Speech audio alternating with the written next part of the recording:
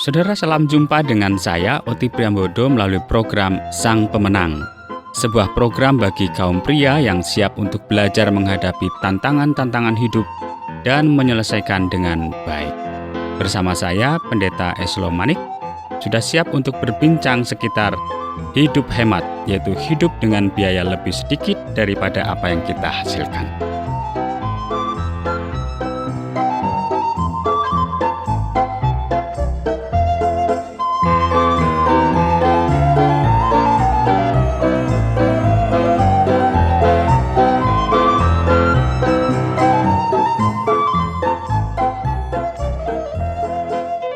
Apa kabar Pak Pendeta Manik? Baik, Pak Oti. Nah, kali ini kita akan belajar tentang sebuah gaya hidup ini, yaitu hidup hemat. Iya. Kita biasanya hidup boros ini Pak Pendeta Manik. Iya, banyak orang hidup boros ya. Ya, tapi hidup hemat ini berkaitan dengan bagaimana kita dapat hidup dengan biaya yang lebih sedikit daripada yang kita hasilkan. Iya, hidup dengan biaya yang lebih sedikit daripada yang Kita hasilkan. Betul. Ya, ini sebuah tema yang menarik, Pak Oti. Karena saat ini kita hidup dalam satu masyarakat di mana kita didorong untuk membelanjakan uang kita, ya. Itu karena pengaruh dari promosi ya. Iklan-iklan yang ada di berbagai media ya. Itu telah mendorong kita untuk membeli sekarang dan membayar kemudian. Ya. Begitu ya. Kredit card ya. Kita dapat mengambil lebih dulu barang yang kita ingini dan membayarnya nanti. Ya. Gitu. Sepertinya ini gaya hidup yang sekarang sedang dialami. Lantas apa yang Alkitab katakan sih sebenarnya tentang hal ini Pak Pendeta Manik? Ya, baik Pak Oti ya. Saya akan coba kita mengawalinya dengan bagian yang pertama dalam Galatia 6 ayat 7. Nah, dikatakan demikian. Jangan sesat. Wah, ini kata sesat ya. Allah tidak membiarkan dirinya dipermainkan. Karena apa yang ditabur orang, itu juga yang akan dituainya. Ya. Nah, kita juga semua menuai konsekuensi-konsekuensi dari keputusan-keputusan dalam hal keuangan yang kita buat sendiri. Ya. Jadi keputusan berkaitan dengan keuangan juga akan kita dapatkan. Ya, konsekuensinya. Ya. Betul ya. Baik atau buruk. Nah, sebuah keputusan yang baik bila kita terhindar dari tindakan berhutang. Berhutang sekali lagi ya. Nah, terhindar sesuatu yang kita inginkan. Nah, keputusan untuk menghindar dari utang telah memberikan kepada kebebasan. Ya. Sedangkan bila kita melakukannya, maka bagaimanapun kita telah kehilangan kebebasan itu kalau berhutang ya. Ya, kalau berhutang otomatis kan kita sudah kehilangan kebebasan. Ya, jadi terikat dengan hutang itu. Ya, berarti kita perlu belajar untuk bersedia menunda kesenangan dalam jangka pendek untuk mendapatkan kebebasan keuangan atau finansial dalam jangka yang panjang. Begitu. Ya, ini adalah salah satu pelajaran keuangan yang paling penting ya, yang dapat dipelajari oleh seorang pria. Ya. Firman Allah tidak mengatakan bahwa utang adalah dosa, tetapi ada banyak peringatan tentang perangkap ya, yang dapat membawa kita masuk ke dalam utang itu yang dimaksudkan. Jadi sebuah perangkap begitu ya, Pak Pendeta Manik. Ya. Kenyataannya malah banyak masyarakat kita pada masa kini tidak terlalu pusing dengan hal ini. Iya. Walaupun pada akhirnya ketika mereka sudah mengambil langkah untuk mengambil utang mereka juga akan menerima konsekuensi itu tadi. Ya. Bahkan kebanyakan sekolah bisnis juga mengajarkan ya bahwa utang merupakan satu hal yang baik. Itu banyak kayak di berita di koran-koran. Jadi malah disarankan begitu. Harus utang. Dengan adanya kemampuan keuangan yang bekerja dalam mendukung kita, ya, menurut teori ini kita dapat dengan cepat mengumpulkan kekayaan. Ya, teori ini mungkin berlaku ketika ekonomi sedang naik. Tetapi menghancurkan ketika pasar berbalik. Kalau begitu berarti sikap seseorang untuk berhutang adalah merupakan hal yang kurang pas dalam menyikapi hidup. Ya, begitu ya. Ada 4 hal yang perlu kita ketahui pada saat kita mengambil keputusan untuk berhutang. Ini sebuah peringatan begitu ya. Ya. Pertama ya, Pak Oti ya. Utang pribadi merendahkan standar kehidupan kita. bunga yang harus kita bayar. Pasti kita harus bayar bunga kalau untuk pinjaman akan meningkatkan utang kita. Ya otomatis sebenarnya ketika kita membayar bunga itu Tambah utang kita sudah bertambah sebenarnya begitu ya. Kalau hutang orang sudah bertambah utangnya dua jadinya. Betul. Bayar aslinya dan bayar juga bunganya. Betul. Kedua, membelanjakan uang secara berlebihan akan merugikan kita.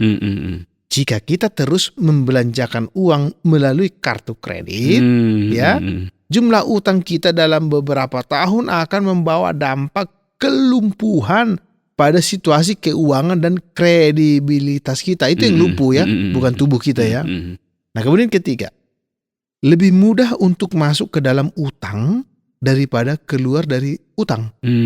Mudah sekali. Kalau kita berhutang itu lebih mudah daripada keluar. Dan menjanjikan sekali ya. Nah, di samping harus membunuh kebiasaan membelanjakan uang secara berlebihan, kita harus secara drastis mengurangi gaya hidup kita untuk melunasi utang kita. Jadi gaya hidup kita harus pun merubah gaya hidup berarti ya. Jadi merubah ya, umpamanya makan tadinya 3 kali menjadi sekali, gitu ya. Karena ada bunga utang. Bunga utang itu tidak bebas lagi kalau itu. Cerika kita hidup ya. Keempat, Pak Oti. Utang dapat menciptakan satu siklus perbudakan. Perbudakannya dari generasi ke generasi untuk meminjam uang. Nah, betul. Di Amerika, Pak ya. Banyak orang yang membiayai sebagian besar studi mereka selama di perguruan tinggi baru dapat melunasi pinjaman mereka ketika berada di usia pertengahan 40-an. Woi, luar biasa berarti, ya. Luar biasa sekali. Lumayan panjang begitu ya. Panjang sekali itu berhutang itu. Berarti terikat toh, Pak Oti. Iya.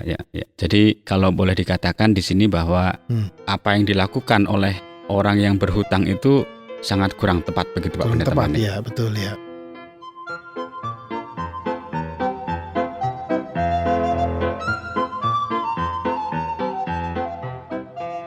Ya Pak Manik, ini sebuah pembelajaran penting bagi kita adalah bahwa menunda kesenangan dalam jangka pendek untuk mendapatkan kebebasan finansial dalam jangka panjang adalah sebuah kedewasaan. Ya, saya ingin agar kita mempertimbangkan 3 bagian yang berbeda dari nasihat firman Allah dalam Alkitab ya. Dan kita akan coba untuk melihat bersama dari dalamnya. Yang pertama adalah Yakobus 4 ayat 13 sampai ayat 17. Boleh Pak Oti membacanya, Pak? Baik, Yakobus 4 ayat 13 sampai dengan yang ke-17 ya. Jadi sekarang hai kamu yang berkata, hari ini atau besok kami berangkat ke kota Anu, dan di sana kami akan tinggal setahun dan berdagang serta mendapat untung, sedang kamu tidak tahu apa yang akan terjadi besok. Apakah arti hidupmu? Hidupmu itu sama seperti uap yang sebentar saja kelihatan lalu lenyap. Sebenarnya kamu harus berkata, jika Tuhan menghendakinya, kami akan hidup dan berbuat ini dan itu. Tetapi sekarang kamu memegahkan diri dalam congkakmu dan semua kemegahan yang demikian adalah salah. Jadi jika seorang tahu bagaimana ia harus berbuat baik, tetapi ia tidak melakukannya, ia berdosa. Ya, terima kasih Pak Oti.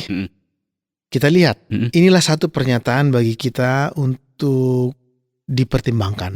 Utang selalu berasumsi bahwa masa depan akan aman. Biasanya seperti itu ya. Ya, promosi utangnya. Nah, jika saya membuat utang pada hari ini, saya menganggap ya, akan mampu membayar kembali kemudian hari. Nah, Yakobus memberikan kepada kita 2 hal yang perlu dipikirkan di sini. Yang pertama, Pak ya. Yakobus mengingatkan kita tentang bagaimana rapuhnya hidup ini seperti kabut pada pagi hari. Kelihatan sementara waktu saja. Iya, lalu lenyap ya kan? Begitu ya. Jadi kita perlu berhati-hati dan bertanggung jawab untuk pilihan dan tindakan kita.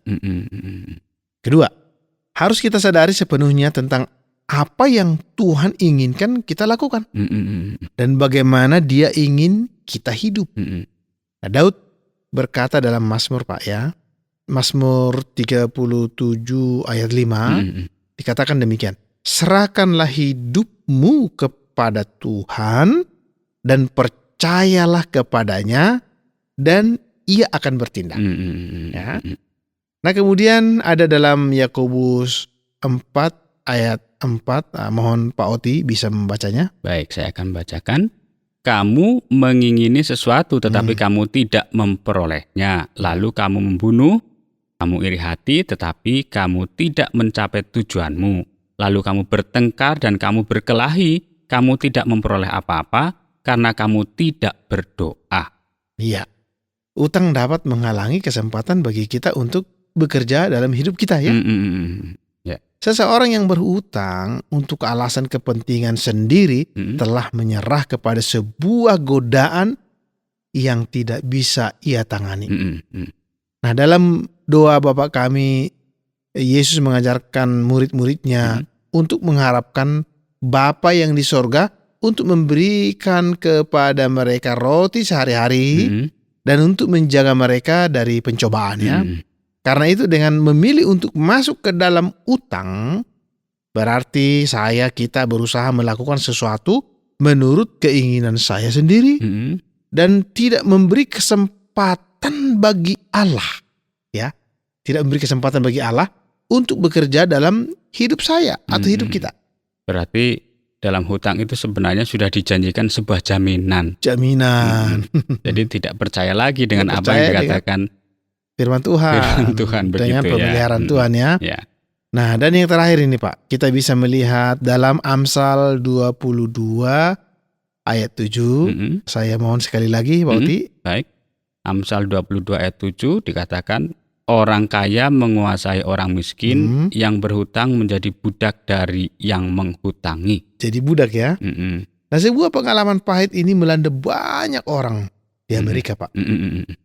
Ketika situasi pasar jual beli rumah menjadi runtuh, tiba-tiba nilai rumah menurun di bawah nilai pinjaman. Yang meninggalkan pemilik dengan utang yang lebih tinggi dari nilai hartanya. Banyak orang yang terjebak ke dalam situasi ini karena kurangnya perencanaan dan penganggaran yang tepat. Krisis ini juga didorong oleh orang-orang yang tanpa malu-malu serakah untuk keuntungan jangka pendek dengan harga properti yang lebih tinggi yang dihasilkan. Peminjam menjadi hamba kepada pemberi pinjaman. Jadi peminjam menjadi hamba kepada jadi budak lah orang yang memberi pinjaman. Ya, kita menjadi budak kalau begitu ya. Kalau kita berhutang ya. Banyak peminjam harus menyatakan kebangkrutan mereka. Jadi orang yang berhutang akan menjadi budak bagi yang menghutangi. Ya, saya pikir ini sebuah pembelajaran yang menarik bagi kita. Supaya jangan terjebak berhutang sepertinya waktunya tidak cukup bagi kita, Pak Pendeta Manik. Iya, Pak. Ya, ini sebuah pembelajaran yang menarik bagi kita agar kita bersikap bijak ketika mengambil sebuah keputusan untuk hidup ini. Terima kasih Pak Manik untuk kesempatan yang sudah diberikan.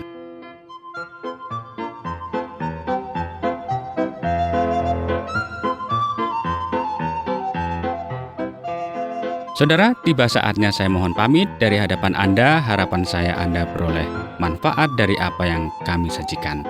Bila Anda ingin menanggapi acara ini, kirimkan surat Anda ke acara Sang Pemenang, Tromol Pos 261 165302 atau SMS 081333 777 386 atau melalui email siaran@ytwr.org.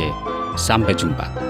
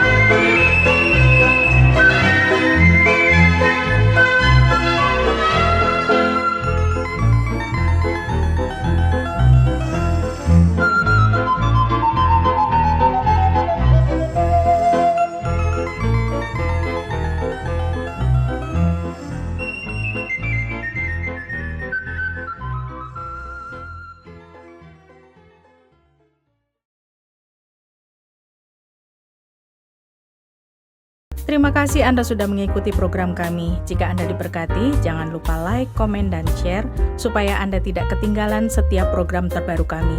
Jangan lupa juga untuk subscribe channelnya dan nyalakan loncengnya. Jika Anda ingin mendukung pelayanan kami, bisa melalui rekening kami berikut ini atau menghubungi kami di sini.